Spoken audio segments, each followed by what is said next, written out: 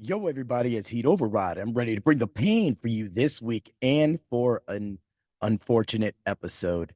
So, this episode is going to be completely another VGM video game music episode, and it's 100% dedicated to my brother Tom, who passed away earlier in this week. So, I'm going to definitely try to hold it together. I should be able to keep everything together. So don't get worried. I ain't gonna try and get y'all getting all cried up and everything like that. I think I've done enough of that for this week. But man, I mean, just out of nowhere, and the whole thing together. There's just like you get in that call or you wake up to that text early Tuesday, and it's probably one of the most. It's scary. It's unnatural. You get that text to see that your brother had passed away. So he was a big rig trucker. He had health problems growing up. He was a really, really big dude. So I'm just like a regular dude, Mr. Heat Override. Ooh, yeah, right. But the thing is with Tom is that Tom was, 6'4", 380 pounds, and he got this weight on him real early. So his legs bowed and he had to have multiple surgeries to correct him. And that it was sad, being his brother growing up, seeing him in middle school when he should have been playing with me and my other friends, seeing him grow up and having to stay behind as much as he did. But when he stayed behind and when I came home at nighttime, me and Tommy played video games. And so I could have picked 100 different games. So I tried to do a good span of the games and the decades that me and Tommy grew up to, a lot of the games, songs, and that were just just awesome for him. Again, I could have added all these songs in together, but what I put together for all of you has a lot of story involved with some of these games just being the best. So I want to start it off real quick. You're gonna get this game three different parts in this episode because this game for the Super Nintendo Evo, The Search for Eden, was one of Tommy's favorite video games growing up. I randomly found it one day at just it was in the bargain bin. And I had heard about it and stuff like that. I read it over, and you read the front, incredible 12 megs of action-packed prehistoric adventure games spread out over 4.6 billions of years.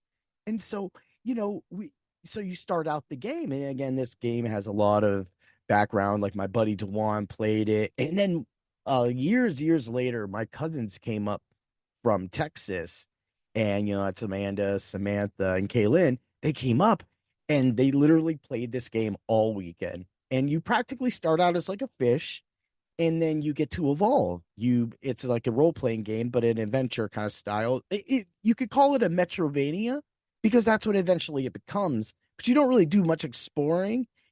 Everything's pretty much linear. There are some secret areas that you can get to, but everything's pretty linear, and you go forward and you go through that game at your pace. And it's just fun, and then the story and it evolves. So you start out. I mean, there's a secret too. You have to do things perfectly, and you can unlock being a human. Of course, being a human, you don't have good defense, but your attack is really good, and you're super fast, and a human can run and jump. And you can become like a shark looking thing. You can put armored. You can have like an armored dinosaur, or you can get a big neck dinosaur. You can go two leg. You can go four leg, having more defense.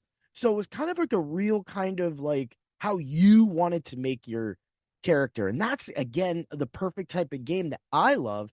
Why I'm happy I bought this game and why I was able to experience it with my brother. So we're going to hit that game off right now. This is the title screen. So I hope all of you get ready to do it. Let's bring the pain for Tommy. Love you, brother. Much love, man.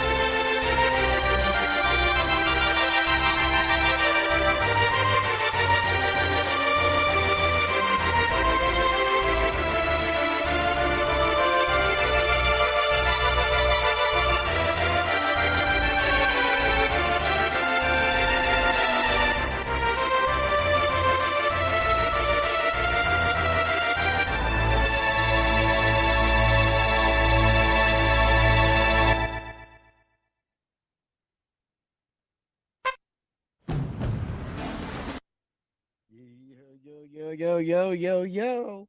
That was crazy. That was nuts, man. And just yeah, I messed up there a little bit by hitting the next song a little too early. Huh.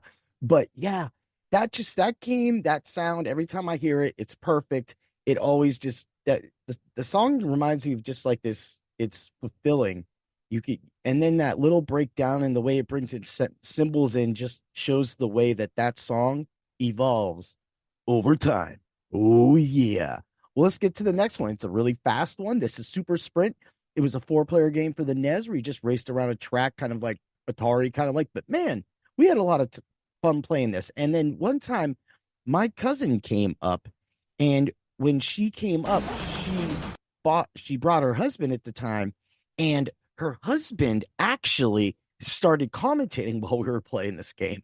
And so me, him, and my brother Tom were sitting here doing this, and it just got it was just crazy. It just I couldn't tell you how awesome it was to actually experience this with both of them, but to play this game all the time with my brother, and then out of nowhere have Ronnie sitting there commentating like it was a real, and he was from the South, so he had that. Hell, he's coming around the corner. He'd overrides on his butt. Tom and look over his left side. He's trying to make the move. Watch out for the little spot.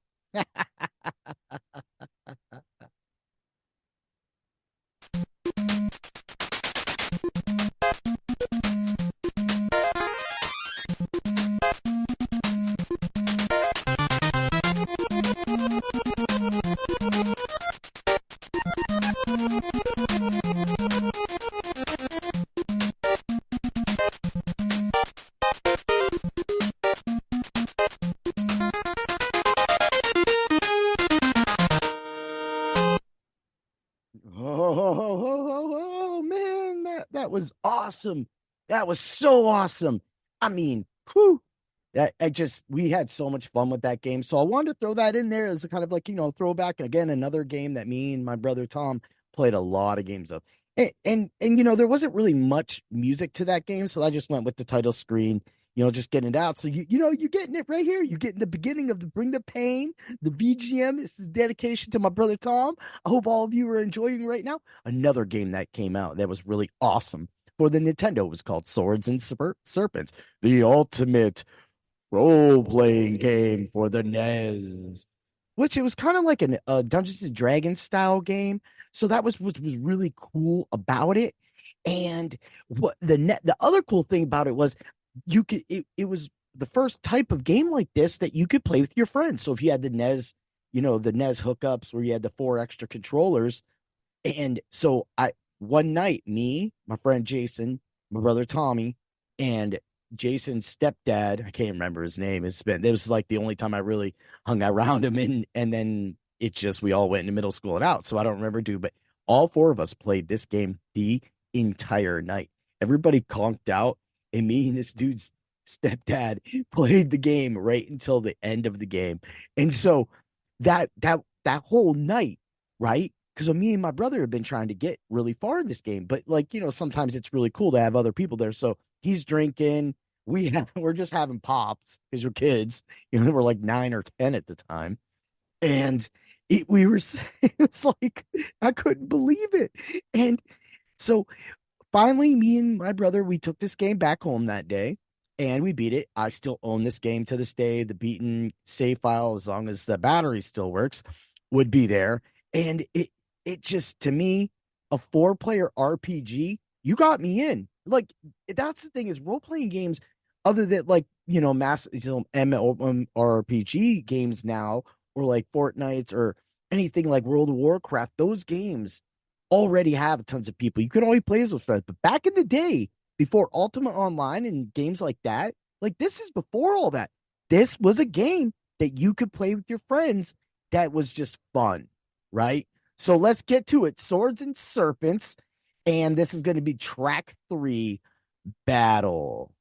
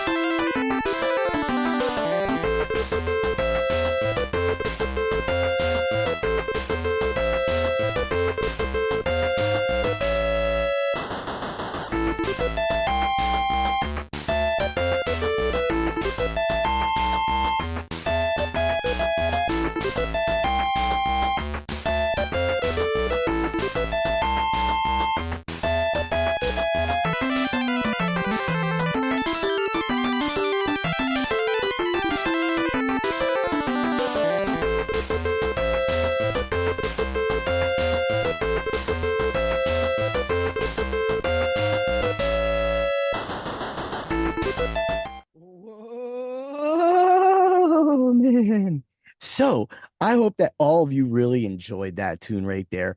If you never actually played the game before, then that's something that maybe you can go back and look back and try. It really is a hard game. So here's the funny thing about it.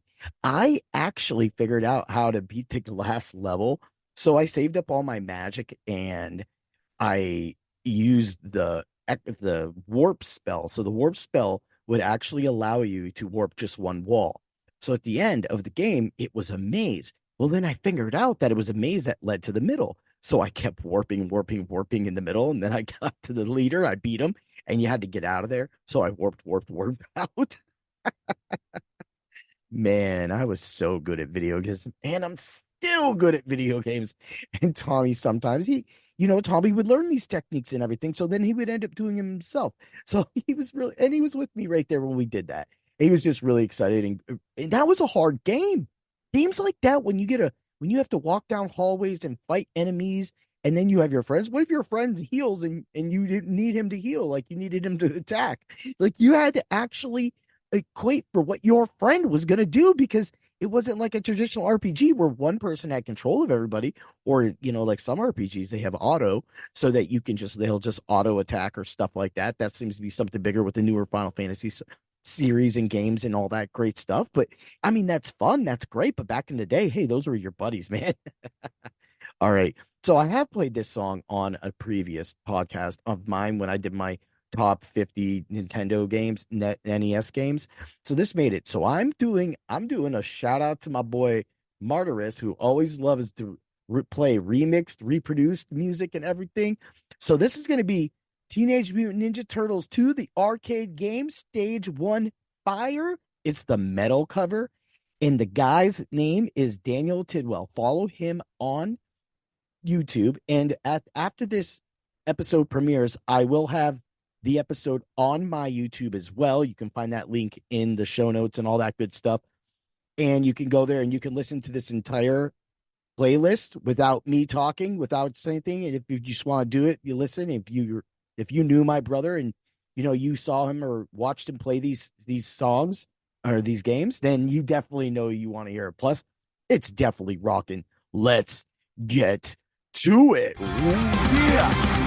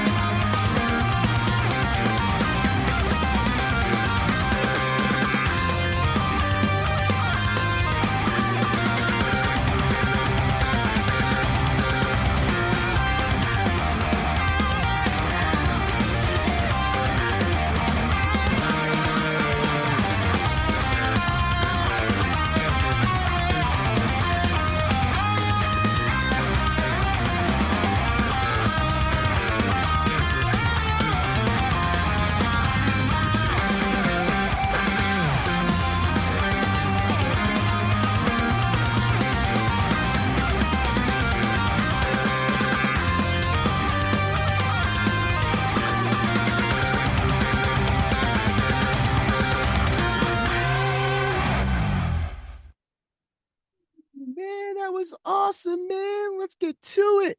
Roll right into it. The next song is a huge, huge, huge song for me and Tommy.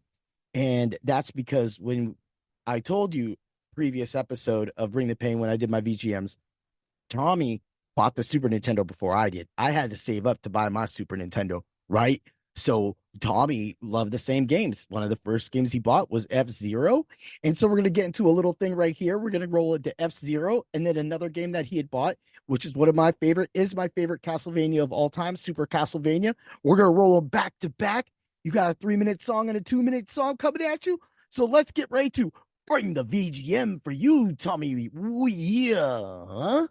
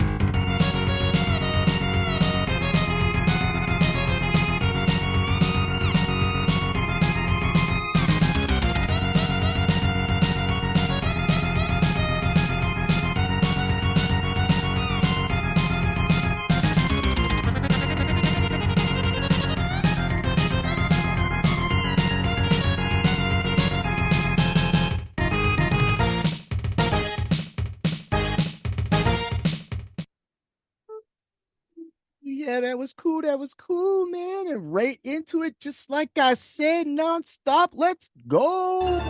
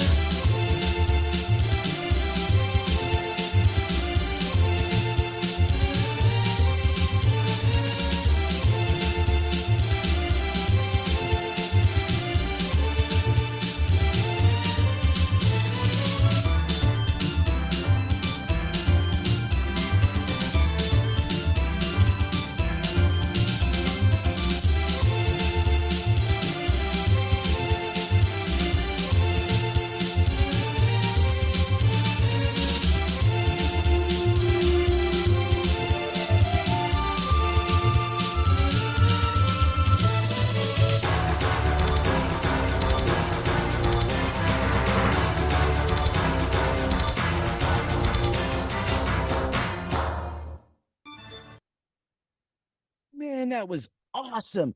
All right. Well, why I played that song right there was because that game is actually two games to me and my brother Tom. That game was not only the Super Nintendo Super Castlevania 4, but that was also the remix version of Bloody Tears from Castlevania 2, another game that Tommy loved so much. And we just would walk around and go into all the castles and get super strong. And then he beat it, of course. I mean, Tommy was great at video games. He had one of the greatest teachers in the world, me, man. He knew it. He always wanted to beat me, right? He did beat me one time. I'll talk a little bit about that. But right now, I want to get into the next game for the Super Nintendo, the best system ever, one of my favorite systems ever. It is literally my top one. This is going to be Super Metroid because Tommy loved Metroid, and so did my mom. And now that both of them are in heaven, I know that this song is not only just for him, it's for her too. And my mom would sit there like when I first got the X-ray goggles, and she saw that you could look anywhere. She went every square inch of that game and looked for everything. I'm telling you, man, she was good at video games and for being a mom, right? There's a lot of like house moms. She was your prototypical dishes every day, laundry every day, cleaned, cooked. She did it all. That she was just an amazing mom. And Tommy was always there with her. So that's why, Tommy got to be the big boy because Tommy's always sitting there getting that great food and that great eatings and getting all the home taste. And then by the time I got home from playing with my friends all day, this guy's sitting right here. So we're going to roll it. This is Super Metroid. I know a lot of people don't always do Brinstar, the jungle floor, but we are going to do the Brinstar.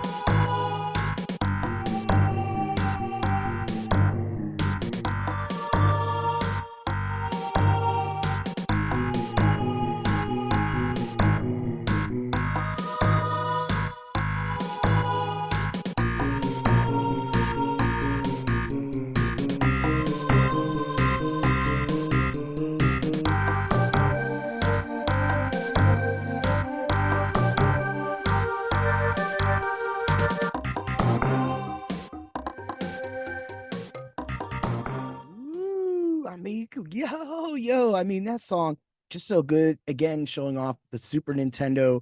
I'm gonna say it 1,000 times. My system's always being hooked up to my sound system was just the best. And hearing games like that and how deep that song actually was when it starts out to do, do, do, do, do, do, do, and it brings in that dun, dun, right? That is so amazing. But another game, and now it's time to kick it up. This one's gonna be crazy. And this one is the Rainbow Road from Mario Kart 64. Yes, Tommy played Super Mario Kart with me. But when my buddy Brian and Tommy lived together, Tommy didn't mind No Mercy, but my buddy Brian didn't play No Mercy. And he didn't play Bond. So Bond and No Mercy was like for my Chris Leonard, Cricky, my buddy Dave, my tattoo artist Dave. We would all get together. And then my other buddy Dave, who, made my Bring the Pain music podcast, my intro. That guy right there, man. I'm telling you, we would do it was like every Sunday and Tuesday we would stay up all night long and we just play video games and just take everybody home. It was the craziest of times in the world, man. But it's just what we did for a very long time. And for me and my brother and of course my friend Brian, it was Mario Kart 64. It was Mario Kart 64 battling. I mean, the stuff I would do to these guys all night long. The one time they were coming over the bridge, and it was the first time I ever did this technique. So I only had a green shell and I had a banana. So as he came at me, I shot the green shell, left the banana, and I fell off the side. He hit the banana. He was like, "What the heck?" Because he had the three shell defense, right? So, when you get to that point, Tommy saw the whole thing go down because this is split screen. He just starts laughing. And when Tommy laughed and fell, like he's a big guy, so stuff would shake. Fun fact: one time he actually did that, and I was living in an upstairs apartment, and the whole chandelier below him, where he fell, actually dislodged itself and fell completely into their dining room table in the middle. It was so wild, so wild. But hey, sometimes you're a big dude and you fall, you go crunch. This is Mario Kart 64 Rainbow Road. When me and him got to this again, me and him played this game back to back, trying to beat it. All the different CCs, all the different heats, starting at 50, getting up to 150 and doing the specials, everything we had to do. He loved Yoshi. This is for you, Tommy. I love you, man.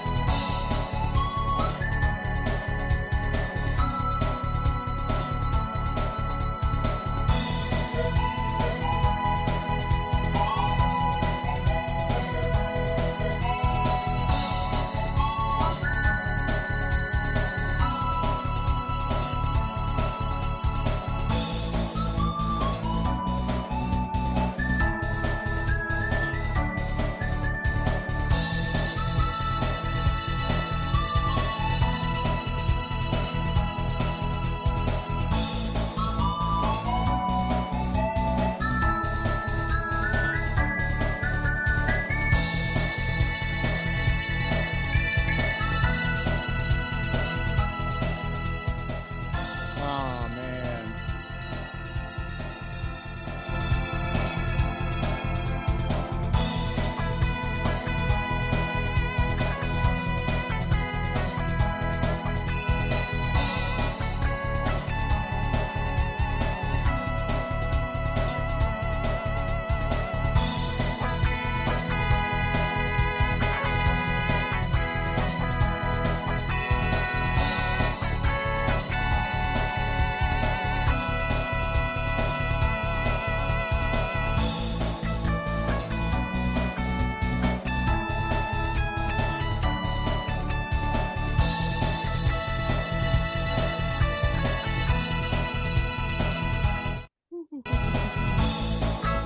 Okay, okay. Okay. Wow. Okay. That one got me. That one got me. So, uh, yeah, Mario Kart 64 was probably one of our most played games because that was the last time I actually lived in the same house as my brother. It was our apartment before I moved in with into a full house with my friend Dave and my friend Cricky. And Tommy stayed behind with his girlfriend at the time and did that. And so I moved and I was huge into Diablo 2 at the time. And so I left my Nintendo 64 for him because, when he had bought the Super Nintendo, he didn't really care so much about video games, I guess, like I did. Because, I mean, I guess it was more of my addiction. So he would leave it at my house.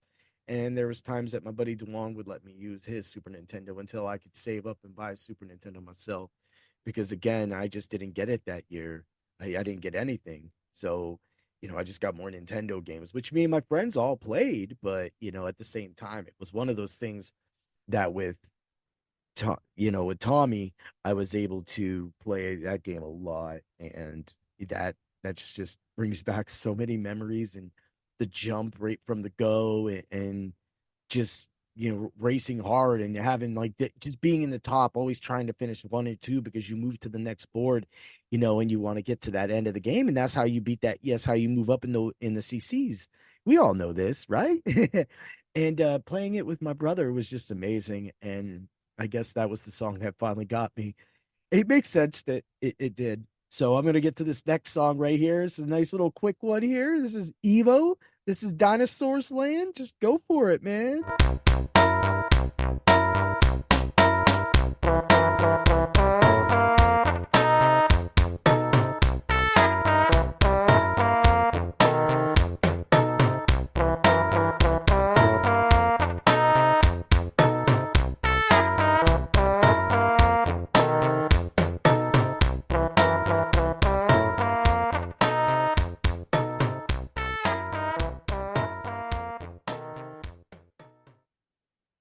Wow, wow, wow, wow, wow. I mean, the only way we could do it, we're going to do a little halftime right here.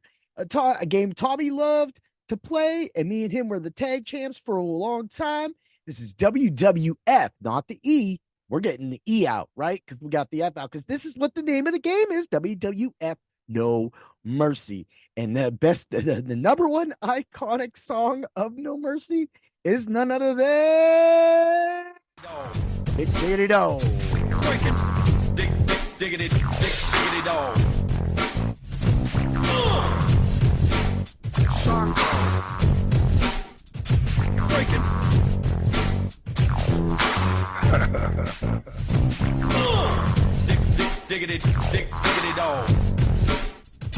Breaking. Diggity Dog.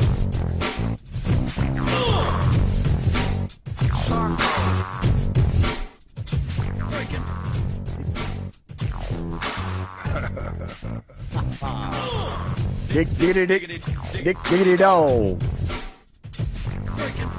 Diggity dog. Diggity dog.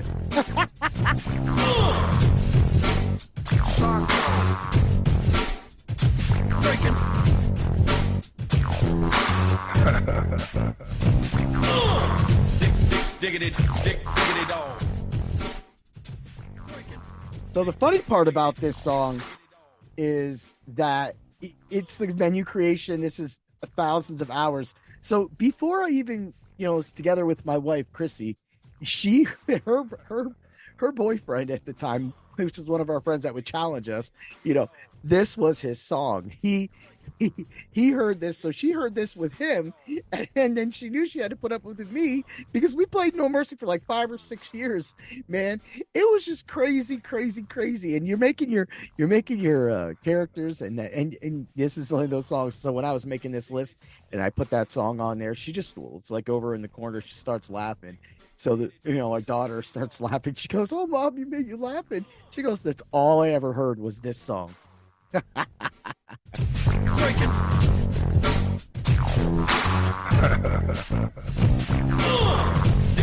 Diggity, Diggity Dog. breaking. Diggity, diggity dog.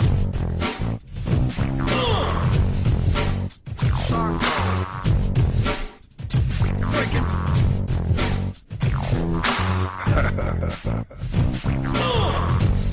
Diggity dog.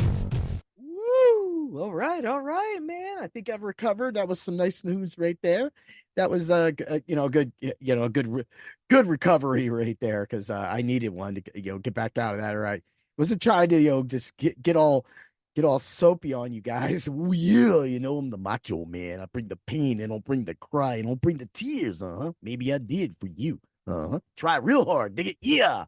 So let's get to it. So I said my brother did not play a lot of 007 GoldenEye, right? Because I was best at that. But what he did play was Perfect Dark. So I thought there was no other way. He beat the game.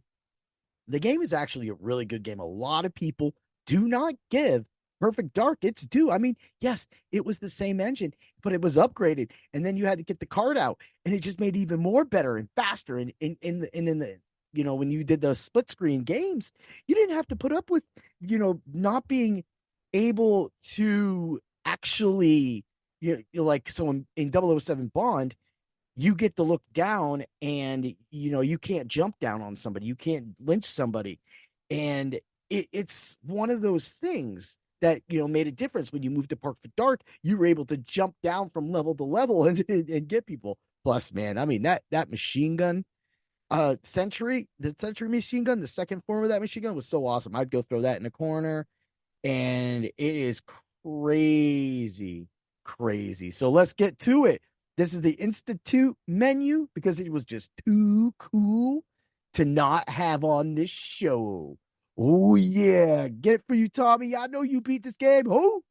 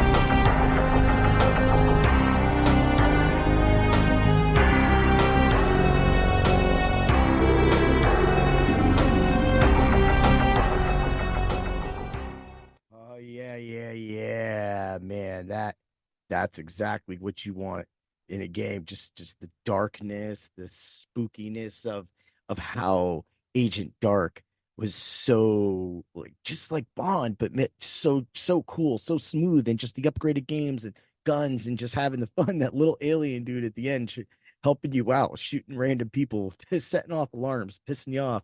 What the heck, man? That's what it was all about, right?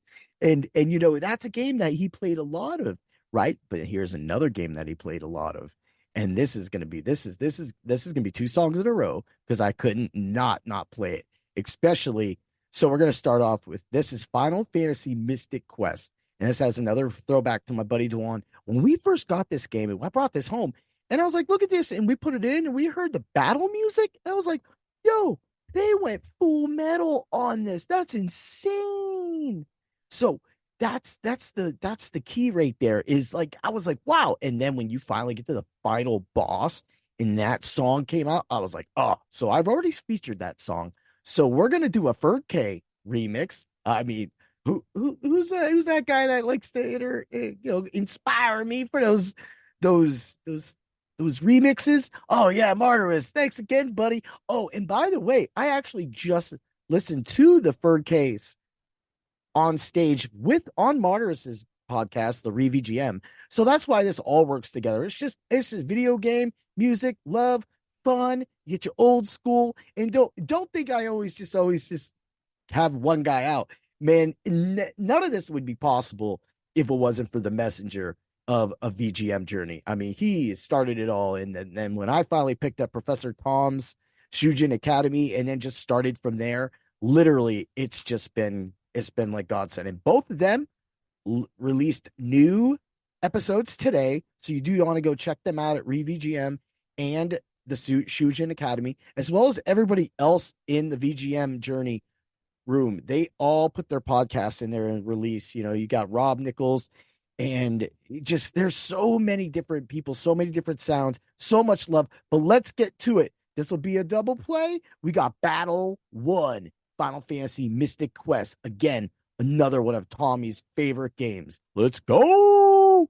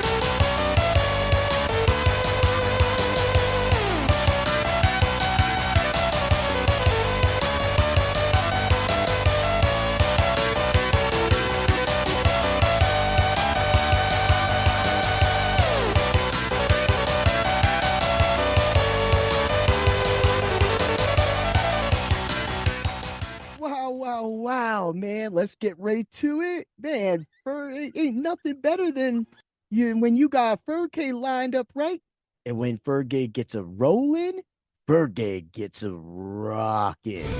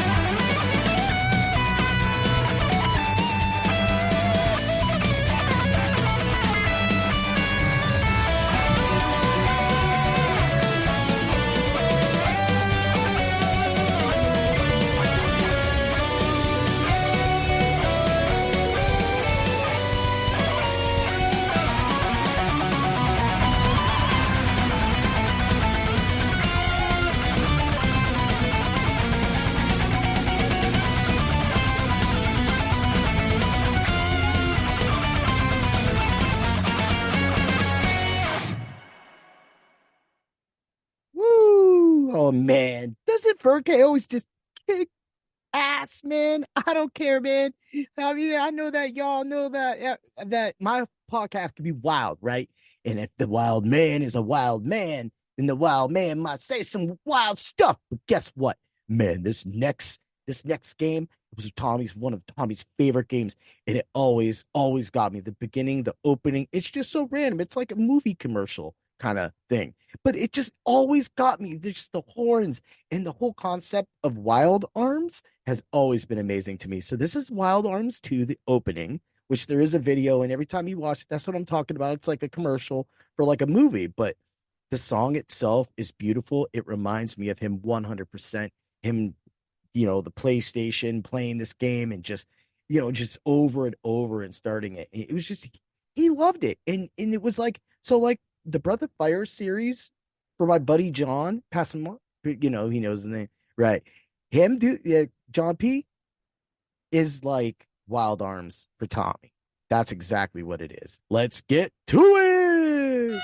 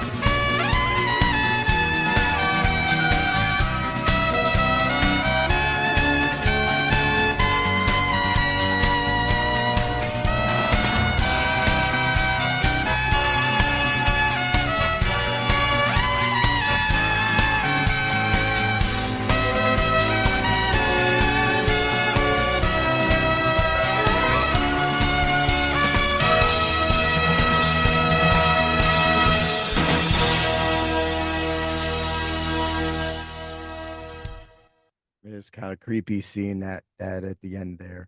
That is insane. So again, one of my most favorite games as well. It was really good. It's definitely probably top 10 for me, and then it is top 10 for me because of Tommy. And just because I bought that game for him. This is just, I had a job, so I just bought game after game, and all these times of Tommy living with me or just living in the same house with me, he'd just go in my. I'd come home from work and he would just be playing a game, and he'd be cool. He'd save it up or whatever, and then I get showered from work or whatever, and then I'd play the games until the whatever, and he would talk and he would so like when he started a game like the next game, Final Fantasy VII the same time I started with my Final Fantasy VII. We were playing on the same game. Of course, he didn't have his own PlayStation, so he was playing with mine. So we would just take turns, kind of like when we played Diablo 2. Me and my friends did that, with Diablo 2 when I had the only computer in the whole place, and I'm sitting there playing, and they're like, "Hey, can I work on my guy?" And I was like, "Yeah, I think you can work on your guy after playing the game for like 7 hours straight." But all right, this is going to be long, and I know that a lot of people go, "Oh, this is the go-to for Final Fantasy VII." Yeah, it's One Wing Angel because he beat the game. And after this, we're going to go right into the start of the next game. It's Liberi Fatali from Final Fantasy VIII.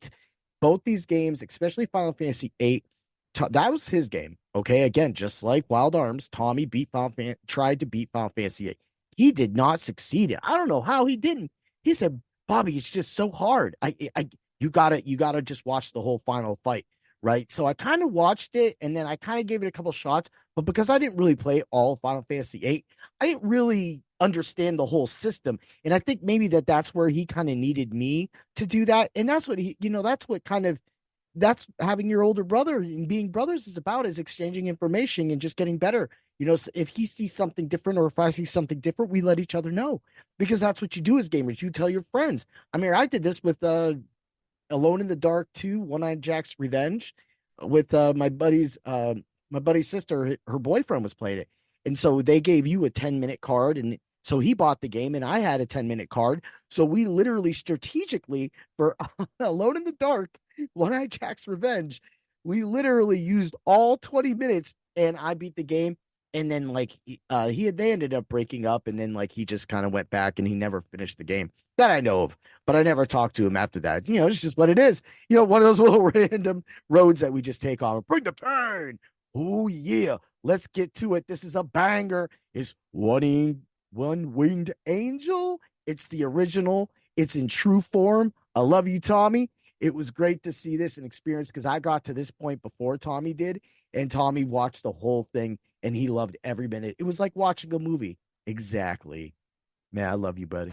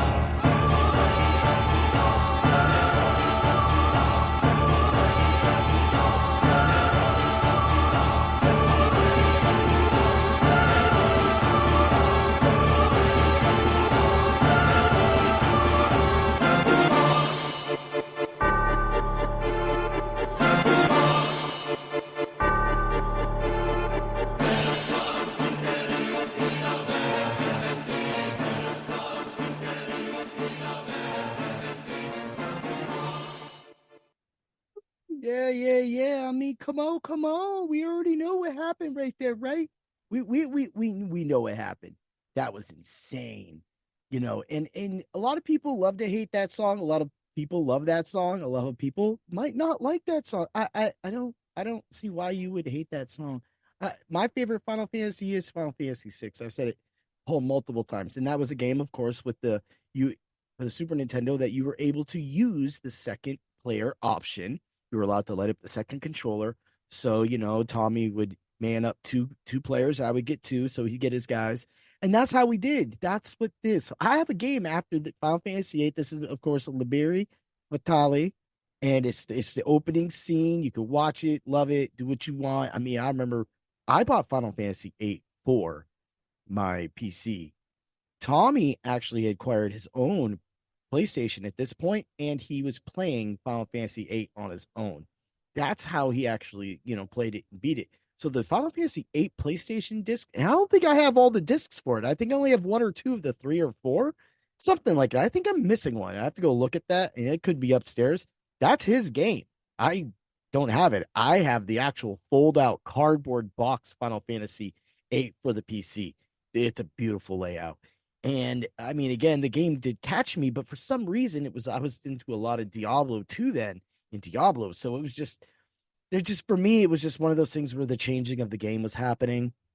And so Tommy played 8 and Tommy played 9. And so I took off till 10. And I didn't play 10 when it first came out either. And I never finished X, or if you want to call it X, X2. I finished X. And that, funny thing is, my wife actually, she was scrapbooking a lot during those years. So she was scrapbooking while I was playing Final Fantasy X. And she literally watched all the scenes, watched me grind. She loved it. She loved the story. She was all excited when she finally got to the end. She cried at the end, because when you find out, dude is really just a goat, like just a figment of her imagination. It's just like, it was so crazy. And at that time you didn't see it coming, and there was hints, in the talkings, but let's get right back into it, man. Final Fantasy VIII again. Song goes out to you, Tommy. It's all about you. This whole episode, video game music, VGM up.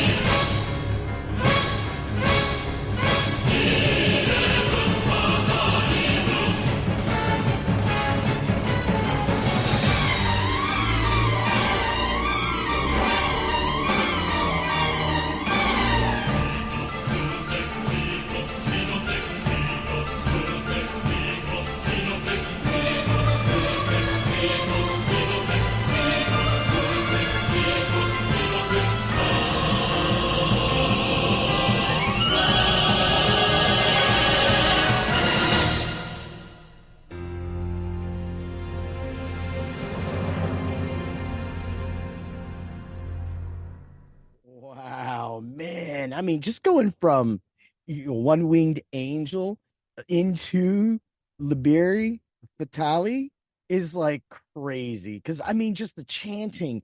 That's what was so great about Final Fantasy VII and One Winged Angel was the chanting, the insanity when that started and you first heard that. There's no way you didn't love that, man. Chanting. Wow. Loved it. Loved it. And I love this inspiration for 8. I actually rebought the Final Fantasy 8. I don't have the remake. I actually have the re-release, the remix. So I have that for my Nintendo Switch, I'm pretty sure. So I'm gonna go beat that for him. I'm gonna beat that for you, Tommy. Okay, your big brother got you, dude. You know she going down, Empress, whatever, sorceress, whatever she is. I'm taking her out. She done, bruh. I got you. All right. Now you got me. When I talk about this next game, I talk about being one of my most favorite games of all time, and that is The Secret of Mana. The Secret of Mana was a 3-player game, and because I could have my brother and I could have, one of my friends sit in with whoever's sleeping over that weekend, sit in and play as the other character. It was great. Tommy's favorite character was Sprite. And, once, and we were heartbroken at the end when all the magic disappeared and they were looking for Sprite. And they were like, well, because all the magic disappeared, the Sprite disappeared, and the Sprites will return practically when the magic returns.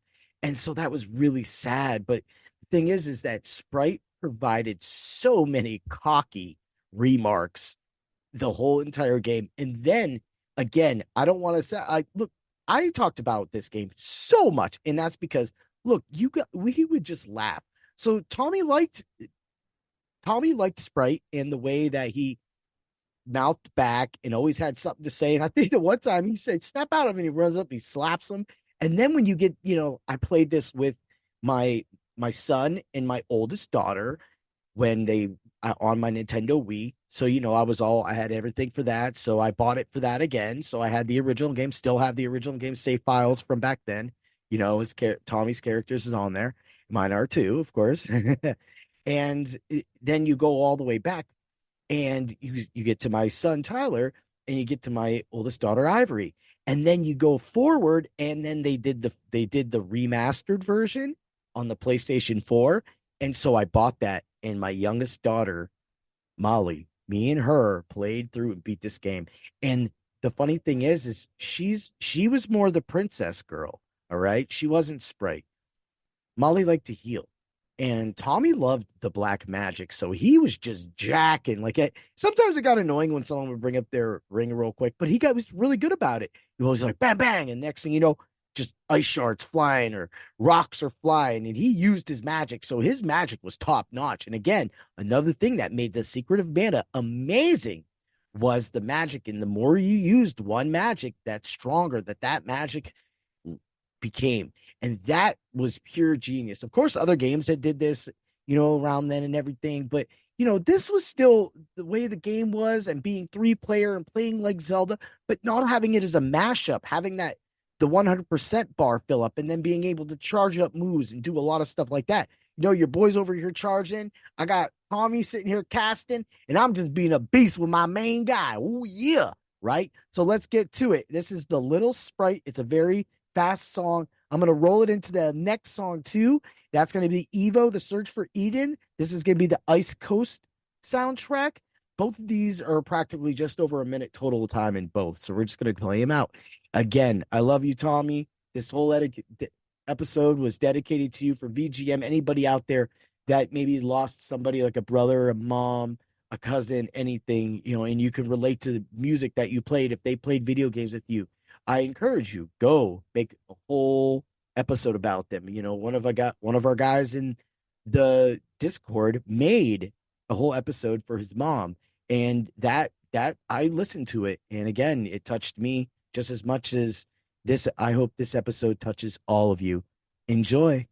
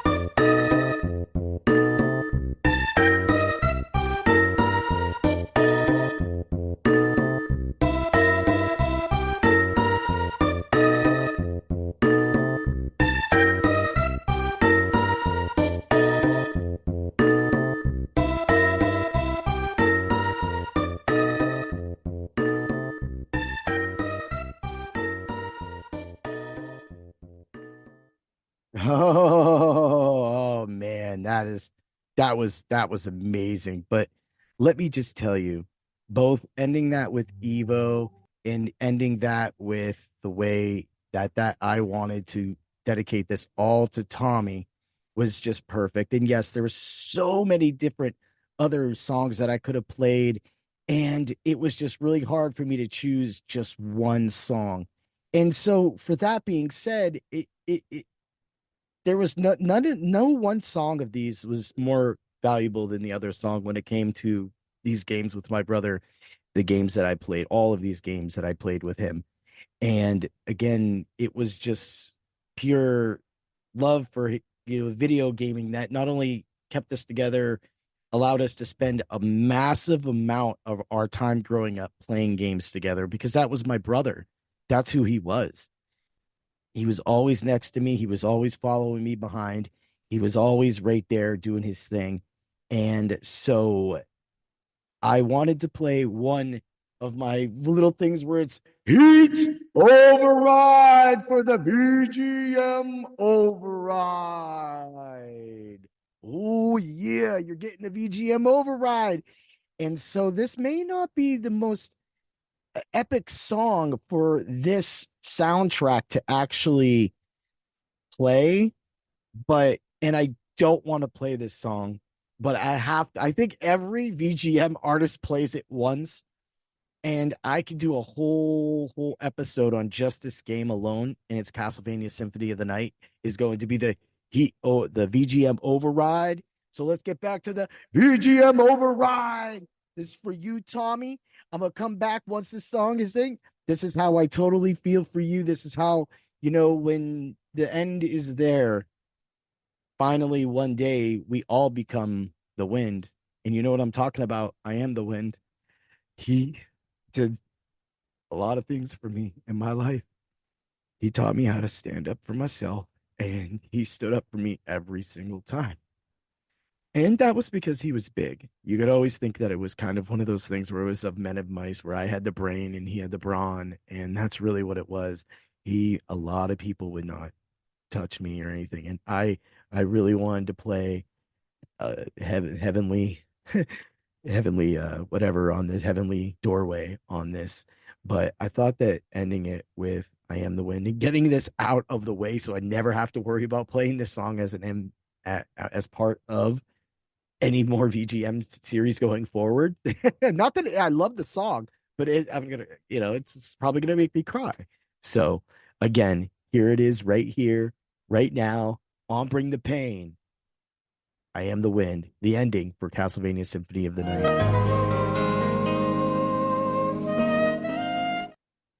Mind you, this is some Kenny G stuff. Like, what the heck happened, man? But anyway, kick it out. Last song to end this episode.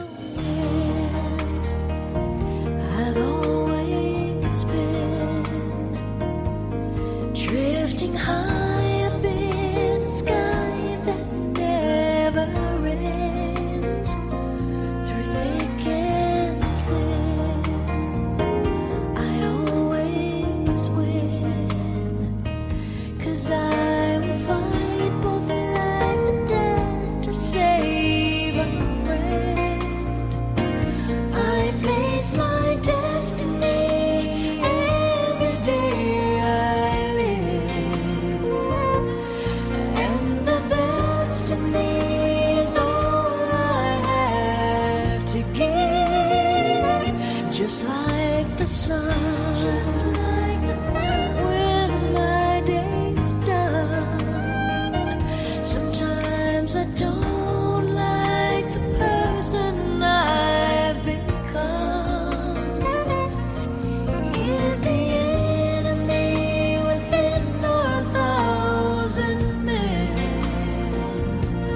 Should I walk the path of my words so bad I have? It's a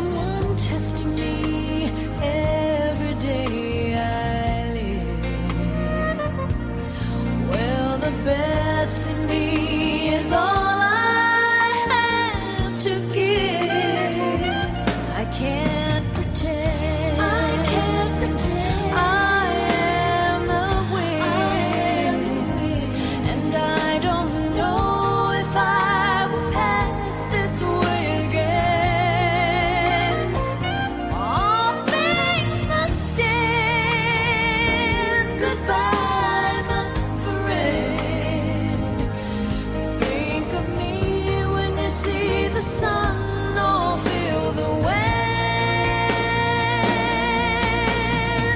I am the wind. I am the sun. And one day we'll all be one. I am the wind. I am the sun. And one day we'll all be one.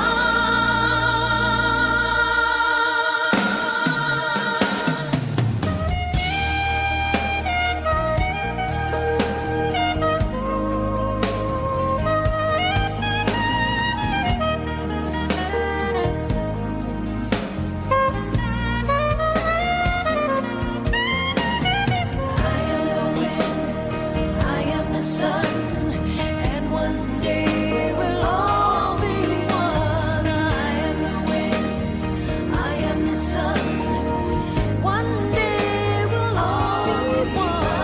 I am the wind, I am the sun, one day we'll all be one. I am the sun. One day we'll all be one. I am the wind, I am the sun, always be. We'll all be one. Drifting high in the sky, separate. All through thick and thin. I always will. Always I will find life and death. Save my friend. I want to thank everybody for listening to this episode. It means a lot to me. I want to say again, another, I love you, Tommy. You know, this was all dedicated to you, and I know that you would not be able to listen to this, but hopefully you're watching down upon me and watching me make it for you. Until then, stay tuned for the next episode of Bring the Pain. Keep your eyes, stay tuned, because, get over to my Facebook page, follow, like, and then get over to my Spreaker page and follow and like that too. I know you have to make an account, but man, if you like and you follow it, at least it makes my numbers look so much better. And I love all of you pain bringers. I just need that little extra. Let's get it. Let's get it.